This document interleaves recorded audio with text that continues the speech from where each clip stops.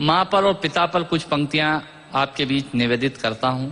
आप यहाँ जितने लोग बैठे हैं, मुझे नहीं मालूम कि किनकी माँ जीवित हैं और किन्होंने माँ को खो दिया, पर मेरा व्यक्तिगत मत यह है कि जिनकी माँ जीवित हैं, जिनके पिता जीवित हैं, वो दुनिया के सबसे संपन्न लोग हैं, वो दुनिया के सबसे अमीर लोग हैं, वो दुनिया के सबसे धनाढ्य लोग हैं। 1 मिनट के लिए बचपन में लौटिएगा, याद कीजिएगा जब हम बहुत छोटे थे, माँ की गोद में थे, माँ का स्तनपान करते थे, तब माँ का एक स्तन मुंह में लेकर हमने उस माँ को दूसरे स्तन पर अपने छोटे छोटे पैरों से न जाने कितनी बार मारा, पर उस माँ ने हमें दूध पिलाना बंद नहीं किया। मित्रों, लात खाकर भोजन देने की शक्ति उस परमपिता परमेश्वर ने दुनिया में यदि किसी को दी है, वो सिर्फ माँ को दी है। माँ के अलावा ये ताकत किसी के पास नहीं है। मैं उस माँ की वंदना में कविता पढ़ता हूँ। याद कीजिएगा उन दिनों में जब हम चौके में, रसोई में बैठकर खाना खाया करते थे और माँ खाना बनाती थी। उस वक्त थाली पर बैठकर हमने जब भी इधर उधर देखा, वो माँ समझ गई और उसने नमक का डब्बा हमारी तरफ सरका दिया। हमारे बिना बोले को समझने वाली वो माँ, जब हम उसे खो देते हैं, वो माँ हमें बहुत याद आती है। वो माँ जो हमारे परीक्षा देते जाते वक्त दही की कटोरी लेकर शगुन बनकर आकर खड़ी हो जाती थी, उसे हम खो देते हैं। वो माँ हमें बहुत याद आती है। रमेश सोज की 4 पंक्तियां माननीय नेताजी यहाँ बैठे हैं, मैं पढ़ता हूँ। मुझे अच्छी लगती है कि बहुत रोते हैं लेकिन दामन हमारा नम नहीं होता, इन आंखों के बरसने का कोई मौसम नहीं होता, मैं अपने दुश्मनों के बीच भी महफूज रहता हूँ, मेरी माँ की दुआओं का खजाना कम नहीं होता। स्वामीनाथ पांडे की 3 पंक्तियां सुनाता हूँ। स्वामीनाथ पांडे ने 3 पंक्तियों का उपन्यास लिखा। अमिताभ जी बैठे हैं, जया जी बैठी हैं। 3 पंक्तियों में पूरा उपन्यास लिख दिया उसने। लिखा, एक विधवा माँ थी, उसके 2 बेटे थे। एक बेटा नीचे वाले माले पर रहता था, दूसरा बेटा ऊपर वाले माले पर रहता था। विधवा माँ 15 दिन एक बेटे के यहाँ खाना खाती थी, विधवा माँ 15 दिन दूसरे बेटे के यहाँ खाना खाती थी।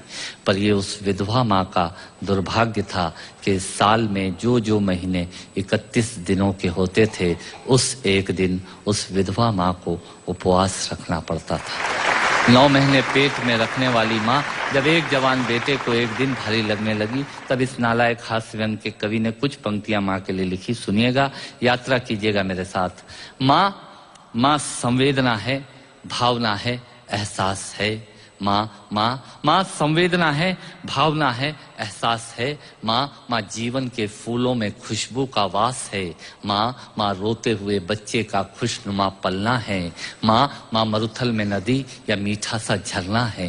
माँ मरुथल में नदी या मीठा सा झरना है। माँ लोरी है, गीत है, प्यारी सी थाप है। माँ पूजा की थाली है, मंत्रों का जाप है। माँ आंखों का सिसकता हुआ किनारा है। माँ गालों पर पप्पी है, ममता की धारा है। माँ झुलसते दिनों में कोयल की बोली है। माँ मेहंदी है, कुमकुम है, सिंदूर है, रोली है। माँ कलम है, दवात है, स्याही है। माँ परमात्मा की स्वयं एक गवाही है। माँ त्याग है, तपस्या है, सेवा है। माँ फूंक से ठंडा किया हुआ कलेवा है। माँ अनुष्ठान है, साधना है, जीवन का हवन है। माँ जिंदगी के मोहल्ले में आत्मा का भवन है। माँ चूड़ी वाले हाथों के मजबूत कंधों का नाम है। माँ काशी है, काबा है और चारों धाम है। माँ चिंता है, याद है, हिचकी है। माँ बच्चे की चोट पर सिसकी है। माँ चूल्हा, धुआं, रोटी और हाथों का छाला है। माँ जिंदगी की कड़वाहट में अमृत का प्याला है। माँ पृथ्वी है, जगत है, धूरी है। माँ बिना इस सृष्टि की कल्पना अधूरी है। तो माँ की ये कथा अनादि है, ये अध्याय नहीं है, और माँ का जीवन में कोई पर्याय नहीं, और माँ का जीवन में कोई पर्याय नहीं है। तो माँ का महत्व दुनिया में कम हो नहीं सकता, और माँ जैसा दुनिया में कुछ हो नहीं सकता। माँ जैसा दुनिया में कुछ हो नहीं सकता। तो मैं कविता की ये पंक्तियां माँ के नाम करता हूँ। मैं दुनिया की सब माताओं को प्रणाम करता हूँ।